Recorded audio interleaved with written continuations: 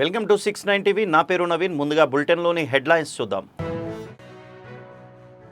తన జన్మదిన వేడుకలను విద్యార్థులతో కలిసి డిప్యూటీ సీఎం మల్లు భట్టి విక్రమార్క జరుపుకున్నారు.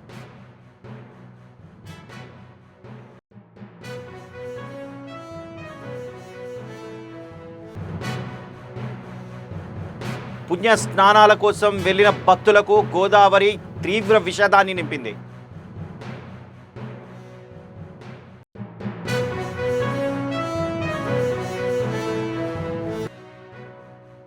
22 రాష్ట్రాలలో తమ సేవలను నిర్వహిస్తున్నామని global human rights trust director Sajida Seema Fatima అన్నారు.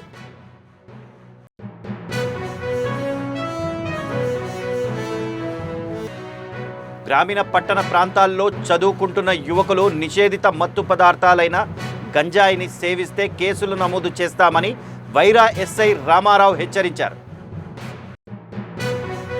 ఇక డీటెయిల్స్లోకి వెళ్తే తెలంగాణ రాష్ట్ర డిప్యూటీ సీఎం మల్లు భట్టి విక్రమార్క తన జన్మదిన వేడుకలను కొత్తపేటలోని విక్టోరియా మెమోరియల్ రెసిడెన్షియల్ పాఠశాల విద్యార్థులతో కలిసి ఘనంగా నిర్వహించారు. ఈ వేడుకలలో రాష్ట్ర ప్రచార కమిటీ కార్యదర్శి Madhu Yashki Goud, MLA Malreddy Rangareddy, Lingojiguda corporator Darpalli Rajashekar Reddy, Congress senior నేత దీపా భాస్కర్ రెడ్డి తదితరులు పాల్గొన్నారు.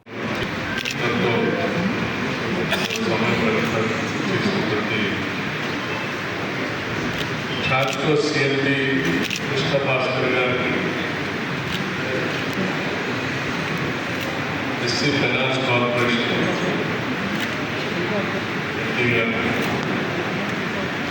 అలాగే Victoria home memorial home residential school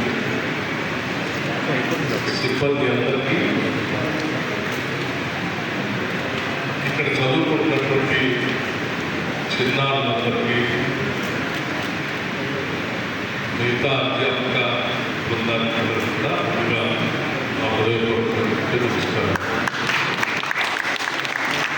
అందరి భవిష్యత్తు బాగా ఉండాలని నొక్కెత్తి మిమ్మల్ని ఆస్వాదించిన రాష్ట్రం.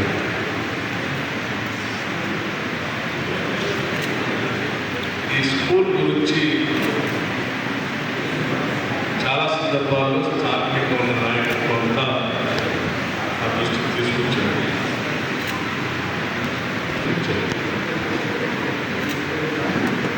అలాగే ఈ స్కూల్కి సంబంధించిన అధ్యాపకుల్లో కూడా నా దృష్టికి తీసుకొచ్చారు.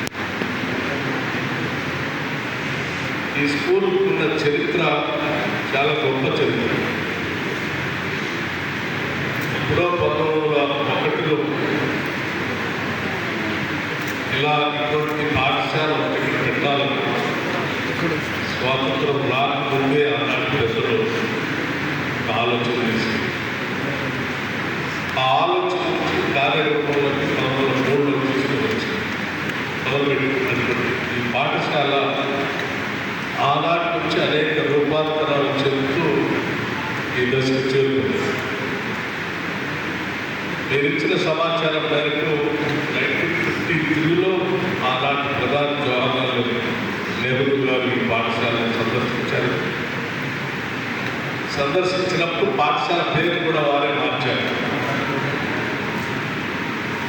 ఇది అప్పటి వరకు పిలువబడేటువంటి ఆర్ఫనేజ్ నుంచి అదంత సంతృప్తికరంగా లేదు చెప్పి Victoria memorial home and residential స్కూల్గా మార్చి ఆనాటి నుంచి పాఠశాలని ఆనాటి ప్రభుత్వాలు నడుపుతూ వచ్చాయి.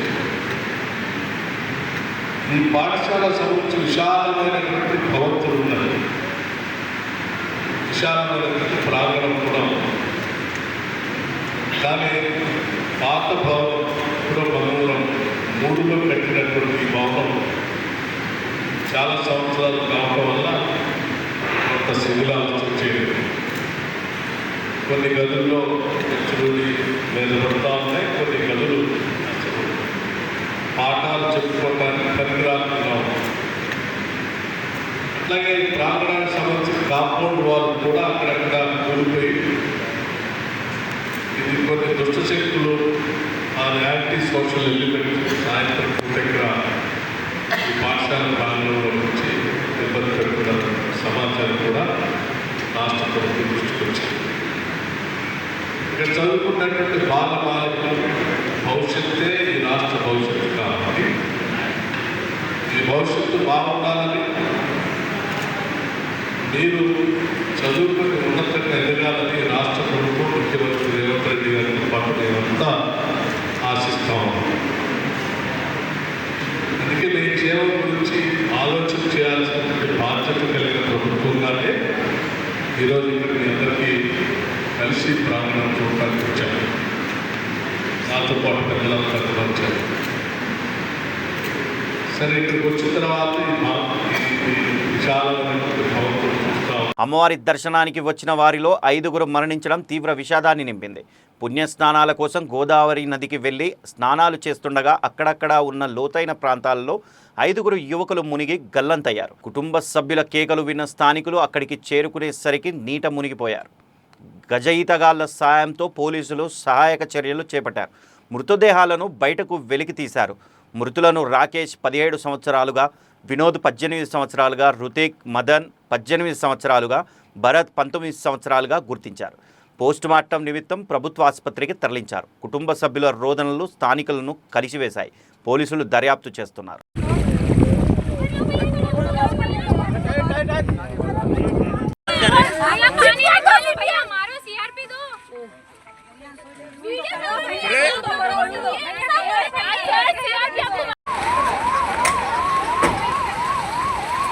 హైదరాబాద్ ప్రెస్ క్లబ్లో గ్లోబల్ హ్యూమన్ రైట్స్ ట్రస్ట్ 4వ వార్షికోత్సవ కార్యక్రమాన్ని ఘనంగా నిర్వహించారు. నేటి సమాజంలో ప్రతి ఒక్కరూ చేసే పనులలో ఎలాంటి హక్కులను పొందాలో తెలియకుండా ఉన్నారని, అలాంటి వాళ్లకు ఆ ట్రస్ట్ ద్వారా అవగాహన కల్పించడం జరుగుతుందని, 22 రాష్ట్రాలలో తమ సేవలను నిర్వహిస్తున్నామని తెలిపారు. మెడికల్ క్యాంపు, రక్తదాన శిబిరం, వాహనదారులకు హెల్మెట్ ధరించడంపై జరిగే లాభాల గురించి తెలియజేయడం జరుగుతుందని డైరెక్టర్ సాజిదా సీమా ఫాతిమా తెలిపారు. హైదరాబాద్ అక్టోబర్లో భారీ ఎత్తున జరిగే కార్యక్రమాల్లో రాష్ట్ర గవర్నర్, పోలీస్ కమిషనర్ కూడా కార్యక్రమానికి హాజరు కానున్నట్లు తెలిపారు. डायरेक्टर तेलंगाना, आज हम लोग ग्लोबल ह्यूमन राइट्स ट्रस्ट की जानिब से 4th एनिवर्सरी मना रहे हैं। Global human rights world wide बहुत फेमस हो चुका है। 22 स्टेट्स में हर जगह हमारे प्रेसिडेंट्स, वाइस प्रेसिडेंट्स, सेक्रेटरीज वगैरह सब हैं, आ रहे हैं इसमें। हमारा main M global human rights का है कि ह्यूमन राइट्स की तरफ से लोगों को अवेयरनेस लाने के लिए, इसके लिए हम लोग कई चीज़ें कर रहे हैं, जैसा कि हेलमेट ड्राइव अवेयरनेस लाने के लिए राइडर्स को जो बहुत फास्ट ड्राइव करते हैं विदाउट हेलमेट्स, उन लोगों के लिए फ्री डिस्ट्रीब्यूशन ऑफ हेलमेट्स का कैंप करें। और ब्लड डोनेशन कैंप्स करते हैं, जगह जगह हर area wise, state wise camps लगाते हैं अवेयरनेस लाने के लिए यहाँ पे। और सब में most important global human rights का एम है कि इलेक्ट्रॉनिक वेस्ट, हम लोग इलेक्ट्रॉनिक वेस्ट में काम कर रहे हैं।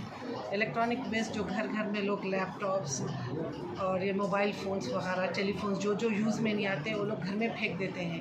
ग्लोबल ह्यूमन राइट्स की तरफ से हम लोग अवेयरनेस ये प्रोग्राम ला रहे हैं कि जहाँ कहीं भी वेस्ट होता हम एक नंबर देते, वो नंबर से लोग आके वहाँ पे कॉल अगर आप कर दिए तो वो लोग घर पर आके आपका इलेक्ट्रॉनिक वेस्ट लेके जाते। ये अवेयरनेस प्रोग्राम ज़रूरी है बच्चों के लिए जो मोबाइल काफ़ी यूज़ कर रहे हैं, जिससे काफ़ी हेल्थ हैज़ार्ड्स हैं।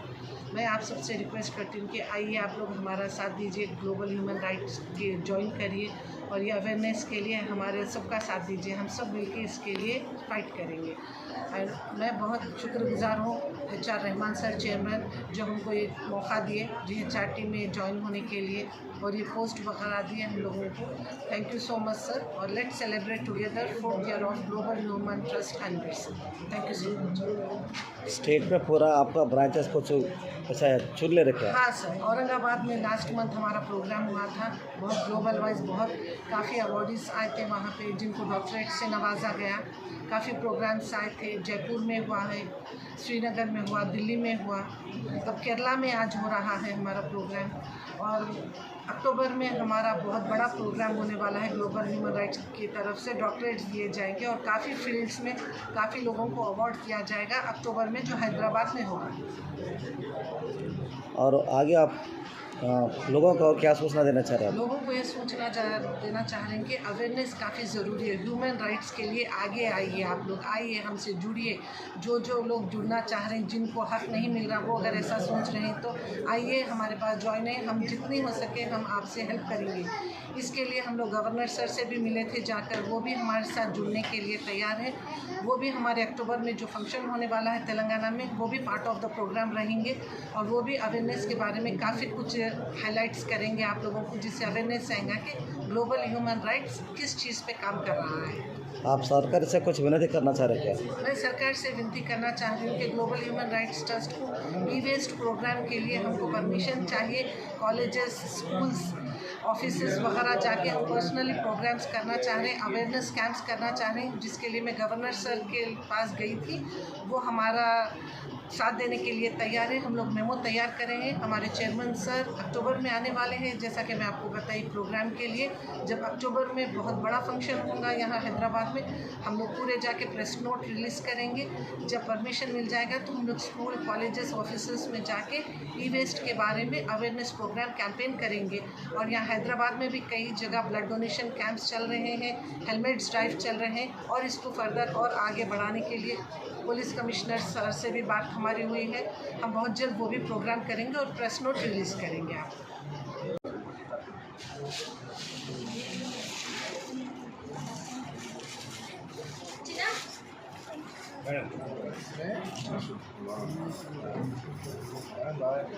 సెంటర్లోకి వచ్చి ఫోటో వేరే ఫంక్షన్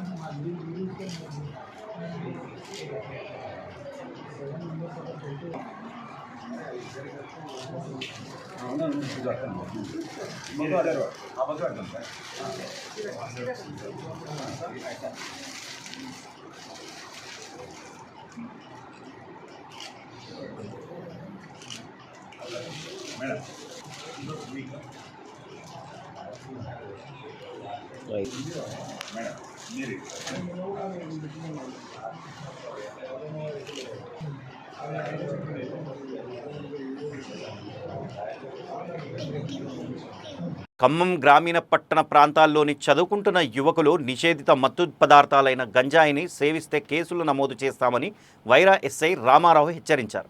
వైరా పోలీస్ స్టేషన్లో గ్రామీణ పట్టణ ప్రాంతాల్లో గంజాయి సేవిస్తున్న యువతకు మత్తు పదార్థాలు నిషేధంపై ఎస్ఐ రామారావు అవగాహన కల్పించారు. గ్రామీణ పట్టణ ప్రాంతాలలో ఇంటర్, డిగ్రీ, బీటెక్ చదువుకుంటున్న యువకులు నిషేధిత మత్తు పదార్థాలైన గంజాయి, మద్యంను సేవిస్తూ చెడు వ్యసనాలకు బానిసలవుతున్నారని, అలాంటి వారిపై కేసులు నమోదు చేస్తామని హెచ్చరించారు. చిన్న వయసులోనే చెడు వ్యసనాలకు బానిస కావడం వలన కుటుంబాలు చిన్నాభిన్నం అవుతున్నాయని అన్నారు.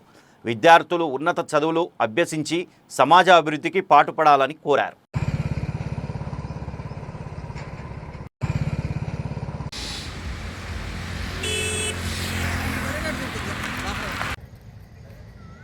మీరు మారాలి, మారకపోతే మాత్రం ఇబ్బందులు పడతారు, రిమాండ్లో అవుతారు. ఆల్రెడీ కేసులు అయ్యింది కొంతమంది మీద.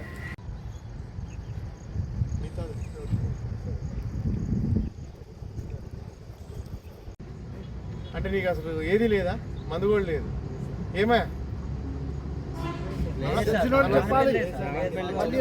మీ బ్యాచ్లో తర్వాత మా పద్ధతిలో ట్రీట్మెంట్ ఉంటుంది. ఆల్రెడీ కొంతమంది ట్రీట్మెంట్ అయింది, తెలుసు కదా, మరి ఆ లెవెల్లో ఉంటుంది.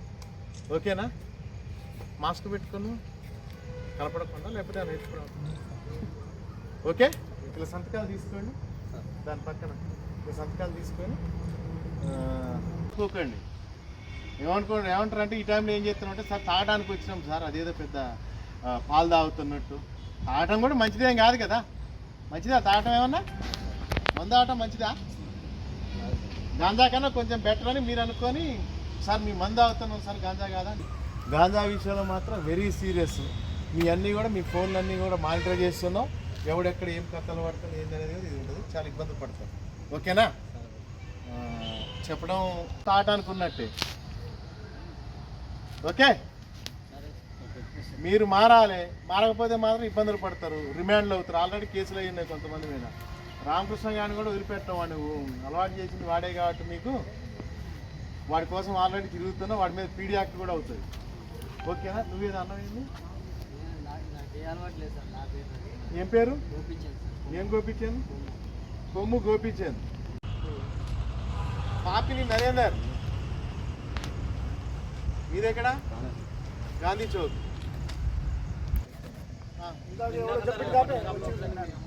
ఎవడరా? వాడిది బట్టల షాపా? నువ్వు వెళ్ళిపో. వీడైతే మీకు ఎప్పుడు తాగలేదు కదా. అటుపుడి ఆడూరి జీవన్. ఓకే, జీవన్ని గంజాయి తాగింది. గంజాయి జీవన్ తాగాలి ఎరా? దిక్కపోయినావు, ఇక అయిపోయింది. వేల్పుల నవీన్. ఎక్కడ మీది? రామనపల్లి. సాయి కుమార్. కోమటి నరేష్. ఓకే, 2 సార్లు వచ్చింది కాదు. మర్సకట్ల బావజీత్. నువ్వు ఎవరు? కన్నగాని సుధాకర్. తేజేశ్వరరావు. నిరమకాలు. దోసపాటి నవీన్. ఇక్కడ రామనపల్లి.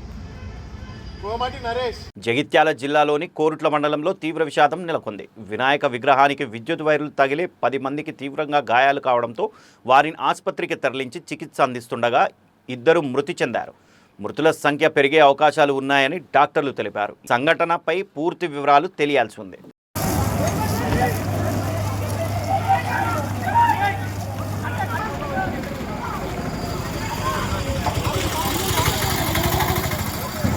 తిరువనంతపురం భారీ వర్షాల కారణంగా శబరిమల సన్నిధానం మరియు పంబా వద్ద పంబా నదిలో స్నానం చేయడాన్ని అధికారులు తాత్కాలికంగా నిషేధించారు. నీటి మట్టాలు పెరిగిన నేపథ్యంలో భద్రతా చర్యగా జిల్లా కలెక్టర్ ఈ నిషేధిత పరిమితిని ప్రకటించారు. యాత్రికులు పంబా త్రివేణి వద్ద స్నానం చేయడం లేదా నదిలోకి ప్రవేశించవద్దని ప్రకటించారు.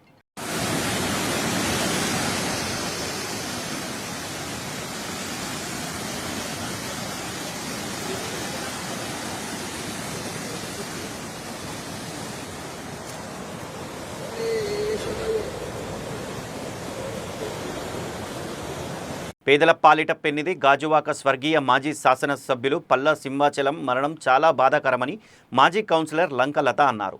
జీవీఎంసీ 66వ వార్డు పరిధి ఇందిరా కాలనీలో పల్లా సింహాచలానికి కాలనీవాసులు తమ ఇంట్లోని లైట్లు ఆర్పి కొవ్వొత్తులు వెలిగించి అనంతరం చిత్రపటానికి పూలమాలలు వేసి ఘన నివాళులర్పించారు.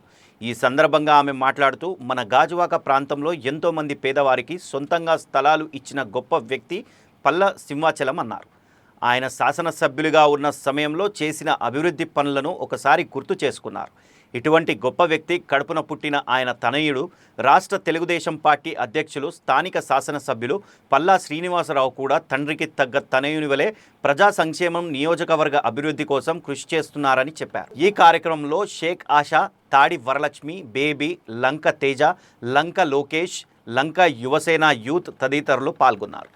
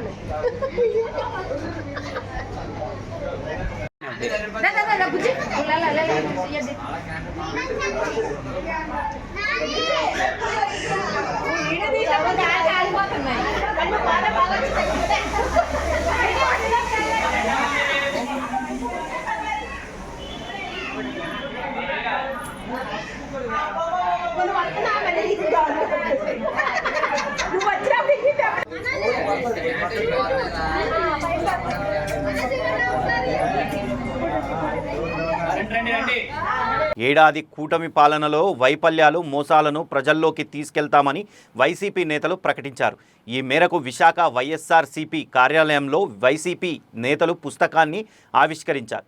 ఈ పుస్తకం చంద్రబాబు నేతృత్వంలోని కూటమి ప్రభుత్వం ఏడాది కాలంలో చేసిన అవినీతి వైఫల్యాలను బయటపెడుతుందని నేతలు పేర్కొన్నారు. అక్రమ మైనింగ్పై త్వరలో పోరాటం చేస్తామని, ప్రజలకు న్యాయం చేసేందుకు కట్టుబడి ఉన్నామని అమర్నాథ్ తెలిపారు. చంద్రబాబు ప్రభుత్వం వైఎస్ఆర్సీపీ నేతలపై కక్ష సాధింపు చర్యలకు పాల్పడుతోందని ఆరోపించారు. ప్రభుత్వాన్ని ప్రశ్నిస్తే తప్పుడు కేసులు పెడుతున్నారని అన్నారు. ఈ తల్లికి వందనం అనే కార్యక్రమాన్ని ఈరోజు జగన్మోహన్ రెడ్డి గారు రూపొందించిన అద్భుతమైన కార్యక్రమం, అమ్మఒడి అనే కార్యక్రమం. ఆ రోజు చదువుకోవాలనుకునే తప్పన తాపత్ర ప్రతి ఒక్కరూ కూడా, ఏ పేద విద్యార్థిని కూడా ఆర్థిక స్తోమత లేక నేను అక్షరాస్యులుగా మారకూడదు, వారి ఉన్నత విద్యావంతులు చేయాలని ఆ రోజు జగన్మోహన్ రెడ్డి గారు ఎంత సమర్థవంతంగా అమ్మఒడి పథకాన్ని తీసుకురావడంతో పాటు ప్రభుత్వ పాఠశాలలన్నింటినీ కూడా ఉన్న స్థితి నుంచి ఉన్నత స్థితికి నాడు నేడు కార్యక్రమం ద్వారా ఏ విధంగా ప్రభుత్వ పాఠశాలని ఆ రోజు జగన్మోహన్ రెడ్డి గారు అమలు చేశారని చూశారు. ఈరోజు మన తల్లి వందనాన్ని చూపించే కార్యక్రమంలో ఎలాంటి సరళతతో ఏ విధంగా ఓటలు పెట్టినట్టు ఆ పథకాన్ని ఏ విధంగా అమలు చేశారో మనం చూసాం.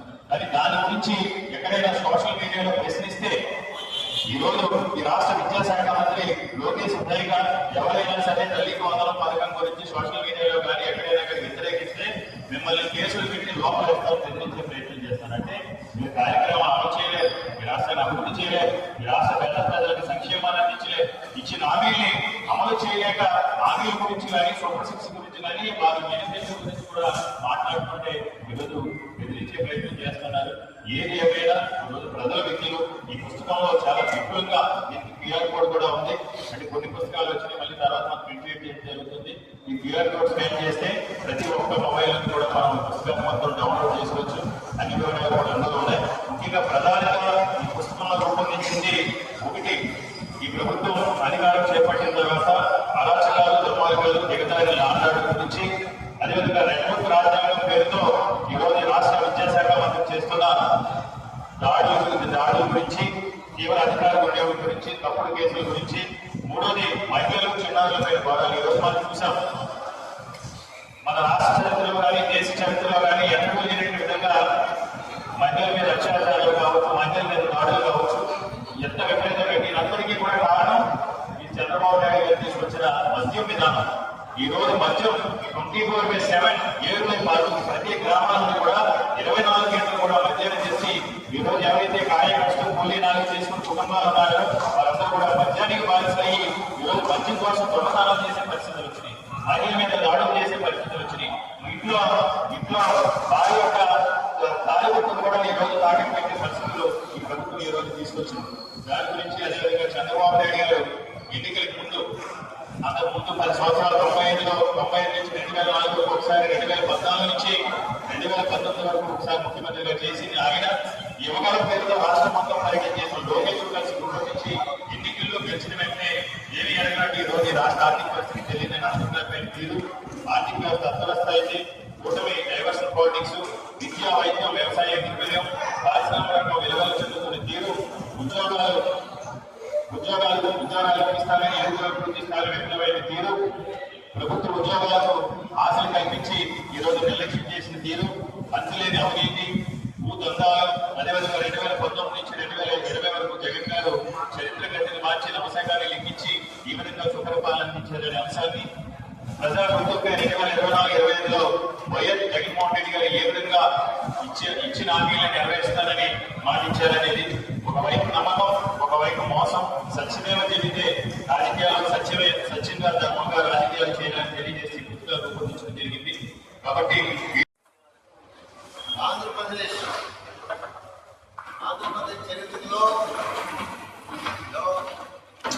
ప్రభుత్వం వచ్చిన తర్వాత సంవత్సరం పరిపాలనలో మనకు తెలిసింది ఏంటంటే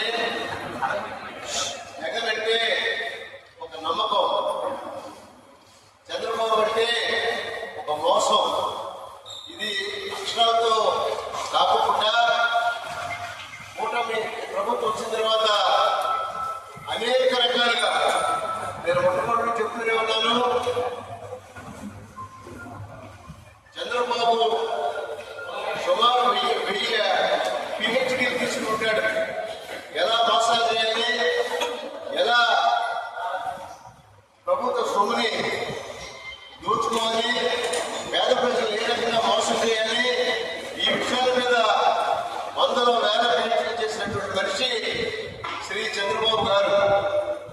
రైతులకు కూడా తెలుసు.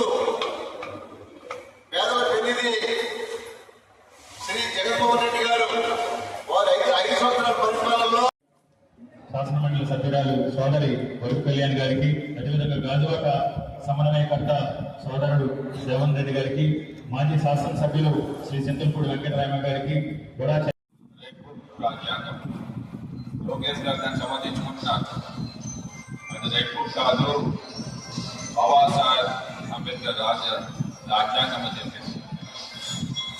బాబాసాహెబ్ అంబేద్కర్ రాజ్యాంగం బ్యూటిఫుల్ ఆఫ్ ది రాజ్యాంగం ఏంటంటే ఆర్టికల్ 21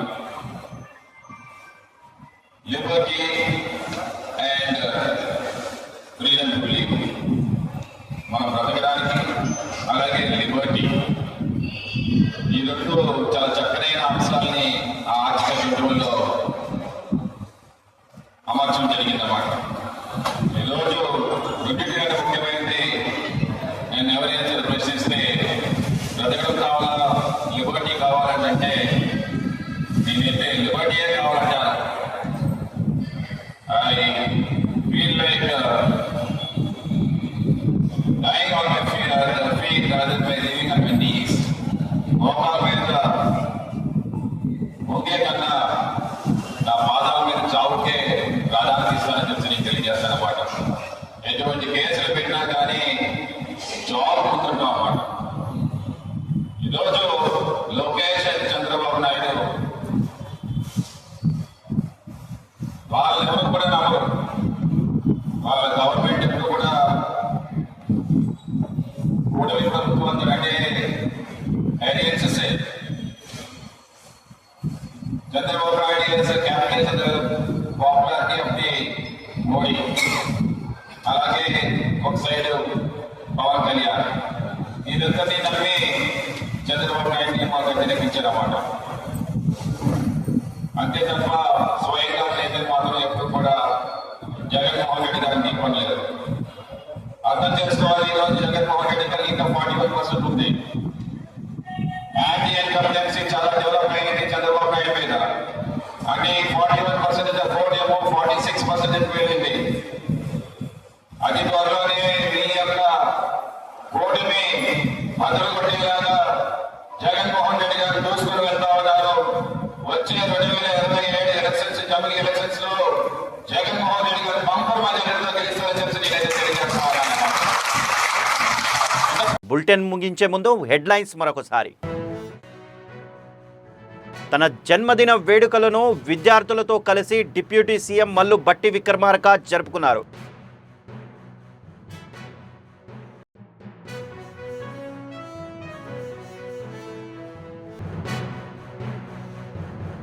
పుణ్య స్నానాల కోసం వెళ్లిన భక్తులకు గోదావరి తీవ్ర విషాదాన్ని నింపింది.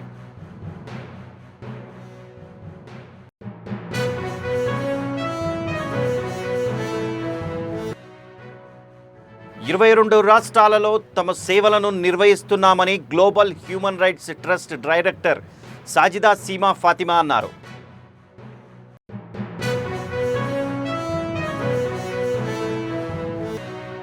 గ్రామీణ పట్టణ ప్రాంతాల్లో చదువుకుంటున్న యువకులు నిషేధిత మత్తు పదార్థాలైన గంజాయిని సేవిస్తే కేసులు నమోదు చేస్తామని వైరా ఎస్ఐ రామారావు హెచ్చరించారు.